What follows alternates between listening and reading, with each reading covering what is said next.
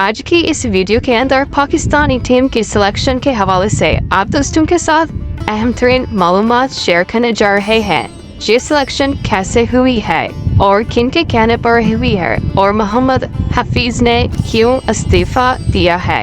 आज की ये वीडियो क्रिकेट देखने वालों के लिए बड़ी अहम तरीन और बड़ी इंफॉर्मेटिव वीडियो होगी। जैसे कि दोस्तों आप जानते हैं, पाकिस्तानी क्रिकेट टीम का पाकिस्तान क्रिकेट बोर्ड की तरफ से जो सिलेक्शन होनी थी वो डिले हुई थी। ये डिले क्यों हुई है और 2 दिन पहले मोहम्मद हाफिज ने ये इस्तीफा क्यों दिया है, इसी हवाले से आपके साथ मालूमात शेयर करने जा रहे हैं। लेकिन मुख्तलिफ जहमगोइयाँ चल रहे हैं, आपके साथ मैं अहम तरीन बातें शेयर करूँगा। सुनने में ये आ रहा है कि प्रोफेसर मोहम्मद हाफिज का कहना होगा कि मोहम्मद आमिर को यहाँ पर क्रिकेट टीम में लाया जाए, लेकिन उनकी बात नहीं मानी गई होगी, इसी वजह से उन्होंने ये इस्तीफा दिया होगा।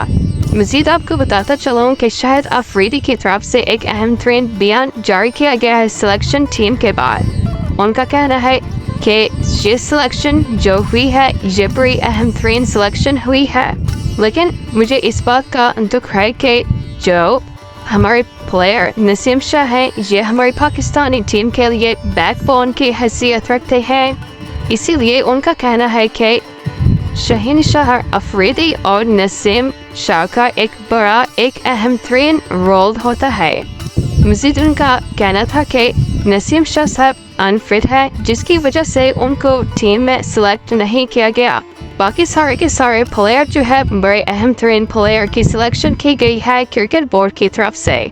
मजीद आपको खुशखबरी एक देता चलूँ कि इंजमामुल हक की तरफ से एक अहम तरीन बात सामने आई है। एक सहाफ़ी के सवाल पर कि मोहम्मद आमिर की क्या टीम में वापसी हो सकती है या नहीं हो सकती, तो इंजमामुल हक ने अपना अहम तरीन बयान जारी किया है। उनका कहना है कि हो सकता है कि आमिर खान की वापसी हो जाए।